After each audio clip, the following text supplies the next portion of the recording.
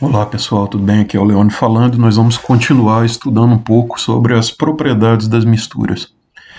Já deixei disponível no Siga uma lista de exercícios, que na verdade, além de uma lista, é um guia de estudos. Certo, pessoal? Então, esse guia de estudos, ele diz para você estudar alguns tópicos do nosso livro-texto, que é o livro do Atkins, de Fundamentos de Físico-Química, e também consta aqui um exercício, uma questão, onde você vai ter que fazer cálculos, interpretar esse gráfico, que é o mesmo gráfico que nós usamos na videoaula passada. Bom, vou começar aqui comentando um pouco sobre as questões. O que são grandezas parciais molares? Nós falamos de uma grandeza parcial molar na nossa videoaula anterior, que foi o volume parcial molar.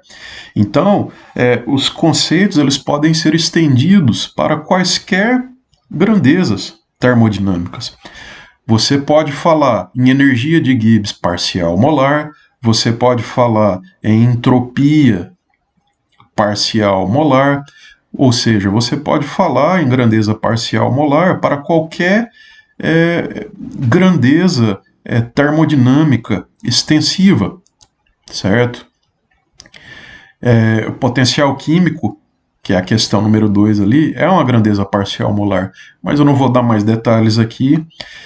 E já aproveito e comento também sobre a questão número 3, né, que na verdade é uma recomendação de estudo, né, para você estudar os tópicos do capítulo 6 do nosso livro-texto, ou você pode consultar outros livros, talvez você não tenha o seu disponível aí, aquele de Físico-Química Fundamentos do Atkins, eu tenho a terceira edição, mas já comentei que infelizmente a minha está lá no IFSC, estou sem acesso a ela. Vou deixar disponível um link aí para você fazer o download de um livro também. Esse link vai estar lá no Siga, talvez possa ajudar. Então, vamos lá, comentando sobre a questão 3 ali. Para você estudar sobre propriedades parciais molares, né, ler todo o tópico presente no livro sobre propriedades parciais molares, você vai recomenda-se que você leia também sobre formação espontânea de misturas.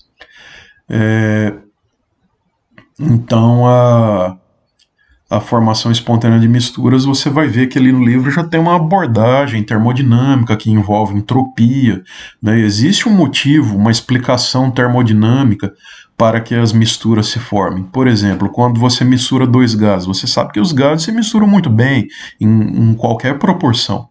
Independentemente da proporção dos componentes da sua mistura gasosa, os gases sempre vão misturar. Então tem uma abordagem ali no livro, uma abordagem termodinâmica, mostra ali passo a passo como é que você demonstra matematicamente que os gases sempre se misturam, em quaisquer proporções. E é bom lembrar, resgatar alguns conhecimentos que você já tem aí de físico-química, né, sobre a espontaneidade dos fenômenos. A gente pode abordar sobre a espontaneidade dos fenômenos, tanto usando entropia, variações de entropia, melhor dizendo, quanto variações de energia de Gibbs. Isso aí é o que a gente estuda um pouco lá na Físico-Química 1, certo? Então, recomenda-se que você estude também sobre soluções ideais, que eu vou estar falando um pouquinho nessa videoaula de hoje, e que você estude também sobre soluções diluídas ideais, que se der tempo nessa videoaula também vou estar falando um pouco. Tá? Resumindo, recomenda-se que você estude todo o capítulo 6. Aqui nas videoaulas eu vou focar mais nesse capítulo 6, na parte de gráficos, na interpretação de gráficos, certo? Aquela parte descritiva, termodinâmica, que tem toda a abordagem ali com as equações, eu vou deixar para você ler lá no livro, certo? Porque tem lá tranquilo no livro, é só pegar e estudar um pouquinho ali, fazer a leitura. Já a parte de interpretação de gráficos eu já acho que é mais complicada, não há detalhes no livro, né? Eu acho que aqui a videoaula ela pode te ajudar bastante nesse sentido, a trabalhar com esses gráficos e posteriormente com os diagramas de fase para misturas. Sobre a questão número 4 aqui, considere o gráfico a seguir. Esse gráfico, como eu já disse, nós abordamos, interpretamos ele na videoaula anterior. Trata-se aqui, essa questão pede que a gente calcule o volume total de uma mistura formada por 50 gramas de água e 50 gramas de etanol. Tá? Então, o que foi abordado na videoaula anterior? Nós aprendemos a interpretar o gráfico, aprendemos também a calcular os volumes parciais molares para quando nós temos uma determinada composição, né, uma determinada fração molar de etanol.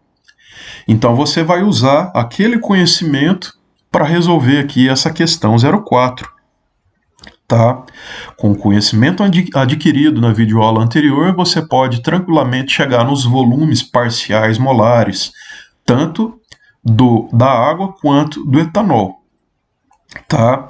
Então, uma mistura de 50 gramas de água e 50 gramas de etanol. Qual é a composição dessa mistura em termos de frações molares, em termos de fração molar de etanol?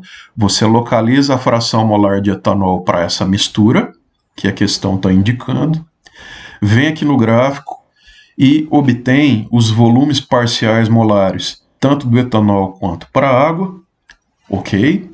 E, a partir daí, você consegue, fazendo mais alguns cálculos, chegar no volume total ocupado por essa mistura, 50 gramas de água e 50 gramas de etanol, certo? Na videoaula anterior, nós vimos como obter os volumes parciais molares, tanto da água quanto para o etanol. E você vai usar aquele conhecimento, aquelas informações, tá? Para resolver a questão 4. E aí você vai ter que batalhar um pouquinho aí para chegar no volume total ocupado por essa mistura. Tá? Tenho certeza que você consegue. Tá? É só tentar que você vai conseguir. Vamos falar agora um pouco sobre a lei de Raoult. Raoult, ele nasceu em 1830 e faleceu em 1901. Dedicou boa parte de sua vida medindo ao trabalho de medir pressão de vapor em sistemas de mistura de líquidos. Só relembrando, o que é pressão de vapor?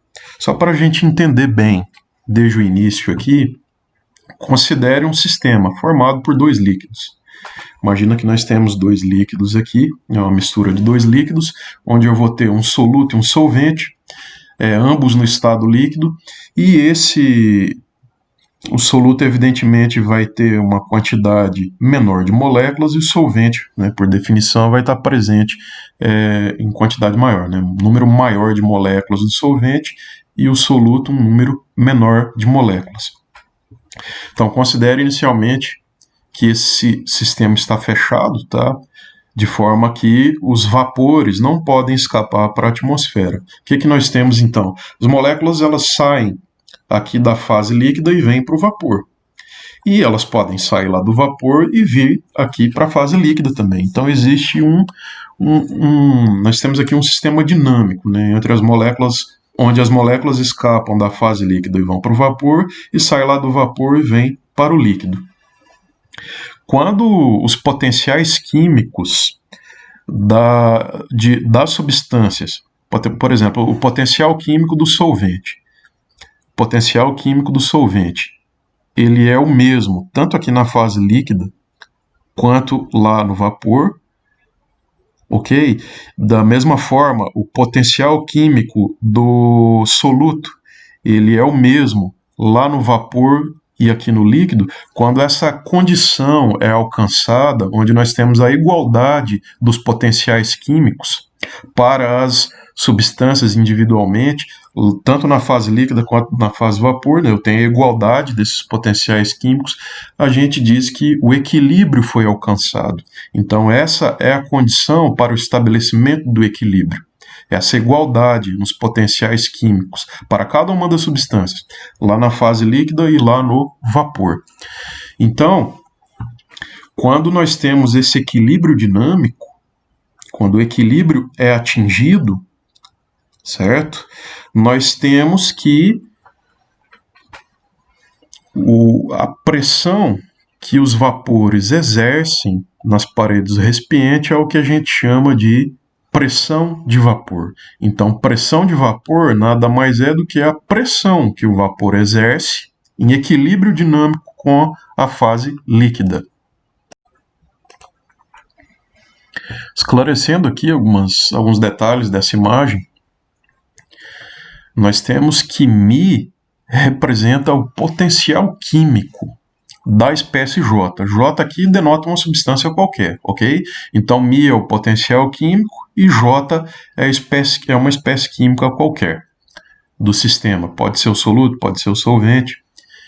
E essa parte da imagem aqui ilustra o seguinte, que quando nós temos que o potencial químico da espécie J na fase líquida é igual ao potencial químico dessa mesma espécie J lá na fase gasosa, ou seja, no vapor, a gente tem o que a gente chama de equilíbrio. Tá? Então, dizemos que aqui nós temos um equilíbrio de fases, porque o potencial químico da espécie J na fase líquida é igual ao potencial químico da espécie J na fase gasosa. Certo, pessoal? Então, essa aí é a condição para o equilíbrio entre fases. Eu estou aqui falando de potencial químico, eu não queria falar, né, mas já dando spoiler, que é uma questão da lista de exercícios. Potencial químico nada mais é do que a energia de Gibbs parcial molar. Tá? Então, potencial químico é a energia de Gibbs parcial molar. Então, imagina que aqui no vapor eu vou ter moléculas tanto do soluto quanto do solvente. Então, tanto o soluto quanto o solvente vão estar contribuindo para a pressão de vapor total no sistema. Então, a contribuição do soluto e a contribuição do solvente para a pressão de vapor total no meu sistema, a gente chama de pressão parcial de vapor. Então, tanto o soluto quanto o solvente têm a sua pressão parcial de vapor. Tá? Então, só lembrando que pressão de vapor é a pressão que o vapor exerce em equilíbrio com a fase líquida. E Raoult trabalhou muito nessa área, ele mediu para diversos sistemas, as pressões parciais de vapor. Então, matematicamente, a lei de Raoult, ela está aqui, como vocês podem perceber. O que seria o PJ? Seria a pressão parcial de vapor da espécie J, que é igual XJ, a fração molar da espécie J, na mistura. E PJ estrela seria, PJ asterisco, seria a pressão de vapor da substância J quando ela está pura.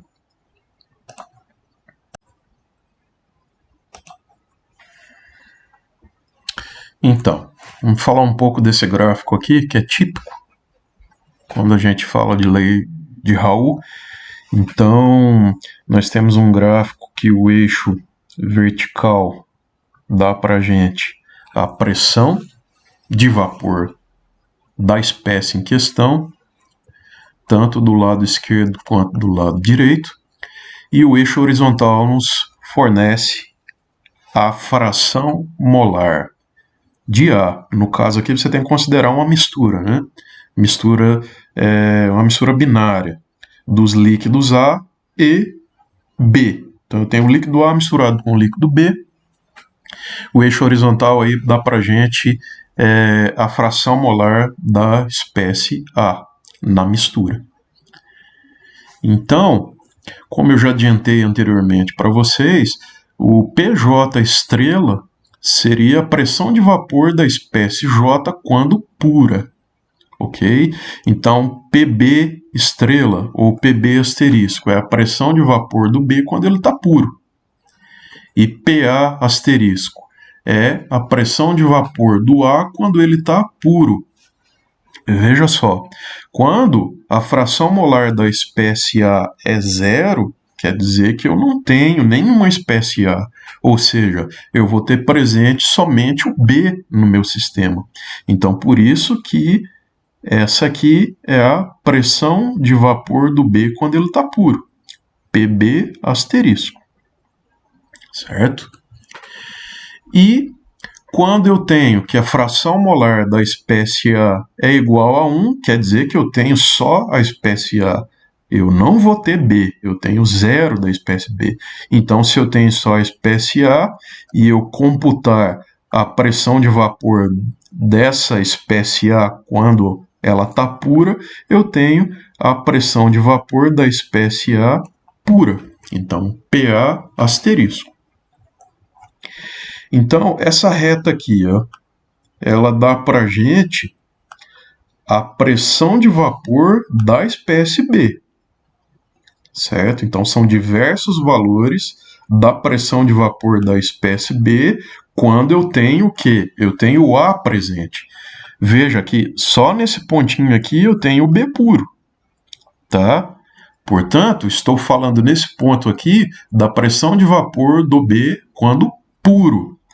Mas quando eu saio daquele ponto e venho em cima dessa reta aqui, qualquer pontinho em cima da reta está me dando a pressão de vapor da espécie B quando eu tenho o A presente. Veja, ou seja, em função da fração molar da espécie A. Tá? Então, à medida que eu vou aumentando a quantidade de A, aumentando a fração molar de A, a minha pressão de vapor do B vai caindo, tá? Na mistura. Pressão parcial de vapor do B, certo? A pressão parcial de vapor do B vai caindo no meu sistema, vai caindo, caindo, caindo. Quando eu tenho que a fração molar da espécie A é igual a 1, o que aconteceu com a pressão parcial de vapor da espécie B? Ela veio para zero. Por que ela veio para zero? Porque eu não tenho o B no meu sistema. Agora eu só tenho o A puro, tá? Da mesma forma, a nossa espécie A. Agora tem que analisar aqui para o lado esquerdo. Tá? Essa reta aqui está dando para a gente a pressão parcial de vapor da espécie A, certo? Quando eu tenho A e B presente.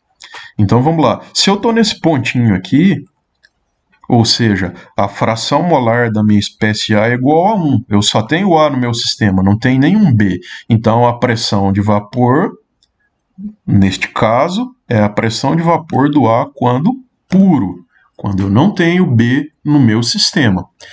Quando eu estou caminhando para lá, para a esquerda aqui no gráfico, o que eu estou fazendo? Eu estou diminuindo gradativamente a minha concentração do A.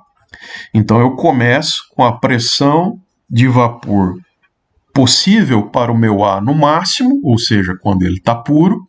Quando eu vou caminhando para lá, a pressão de vapor parcial de vapor do A vai diminuindo, diminuindo, diminuindo, diminuindo, de forma que quando eu chego nesse pontinho aqui, o que esse pontinho aqui está me dizendo?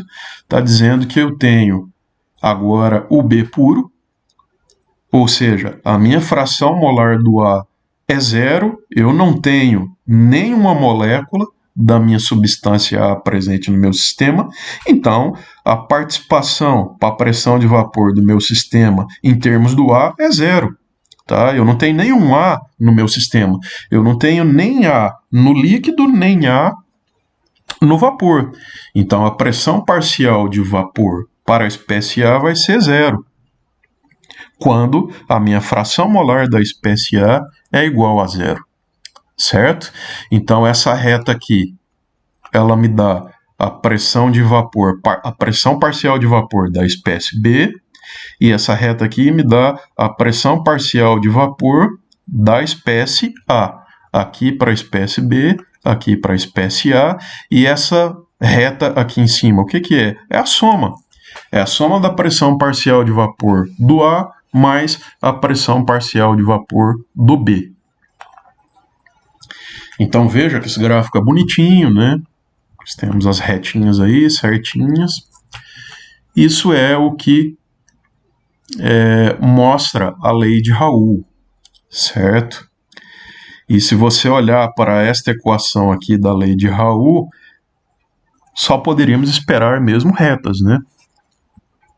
Para as pressões parciais de vapor dos componentes da mistura, no caso aqui A e B. Então são equações de reta mesmo, né?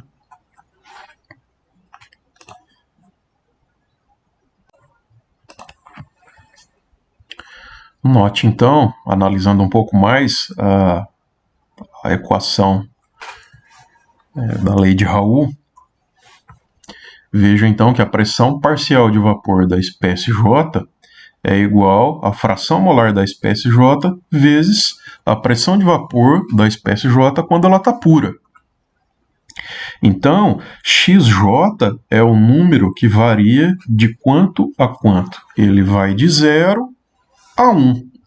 Então, nós temos que a pressão de vapor, a pressão parcial de vapor da espécie J, ela depende da sua fração molar na mistura. Depende da fração molar, depende da composição do meu sistema. Então, no máximo, XJ é igual a 1. Então, quando XJ é igual a 1, 1 vezes PJ asterisco é igual a PJ. Por isso que daí a pressão de vapor vai ser igual à pressão parcial de vapor, ou a pressão de vapor quando o J está puro, certo? Então, para qualquer valor de XJ menor do que 1, nós temos que a pressão parcial de vapor da espécie J vai ser menor do que a pressão de vapor dela quando pura. Por isso que nós temos essas retas que vão decrescendo, né? À medida que vai variando aí a fração molar da espécie em questão. Aqui nós temos um gráfico para substâncias reais mesmo, né? Não como aquele gráfico que era mais hipotético. Nós temos aqui um gráfico de pressão de vapor e versus fração molar do metilbenzeno. Então são duas substâncias líquidas, tá? Bem conhecidas aí, é o benzeno e o metilbenzeno.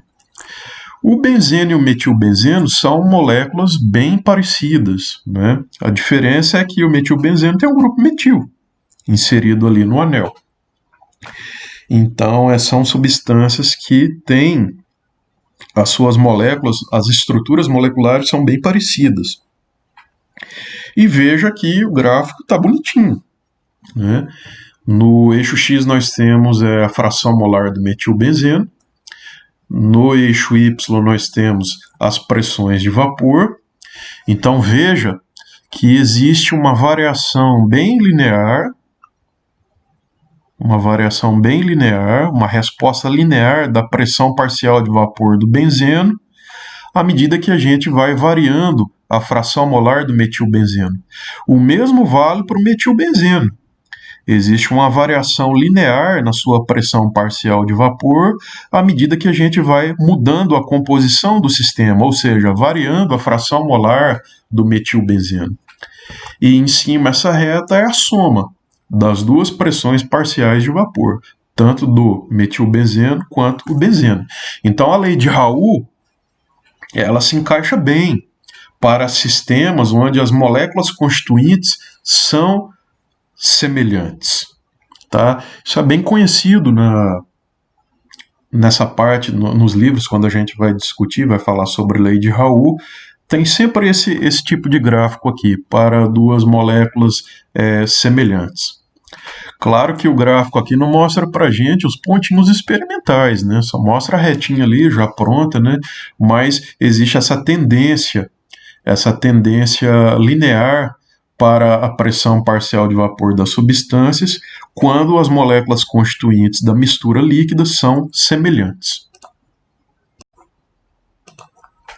Aqui temos um belo exemplo, onde a lei de Raoult não se encaixa bem com resultados experimentais. É o caso de uma mistura desses dois líquidos, o disulfeto de carbono e a propanona. São duas moléculas bastante diferentes, tá? As estruturas uma da outra não lembram em nada, tá? Elas são bastante diferentes, bastante distintas, as estruturas dessas duas substâncias, das moléculas dessas duas substâncias, e esses pontilhados seria a previsão da lei de Raoult para cada uma das pressões parciais de vapor das substâncias. Então essa curva aqui, ó, é o resultado experimental das pressões parciais de vapor para a propanona, quando ela está misturada com o disulfeto de carbono, certo? E essa curva aqui é a curva experimental para as pressões parciais de vapor do disulfeto de carbono, em uma mistura com propanona, evidentemente. Então veja que o pontilhado é o que esperava, é o que previa a lei de Raoult. Então nós temos aí desvios significativos do que é previsto pela lei de Raoult. Então as pressões parciais de vapor das substâncias, elas se desviam completamente do que é previsto pela lei de Raoult. Mais uma vez, a ênfase sempre é dada aí que as estruturas moleculares são bastante diferentes, né? Tanto do disulfeto de carbono e da propanona. Molecularmente, a origem para essas diferenças tem a ver com entropia, tá?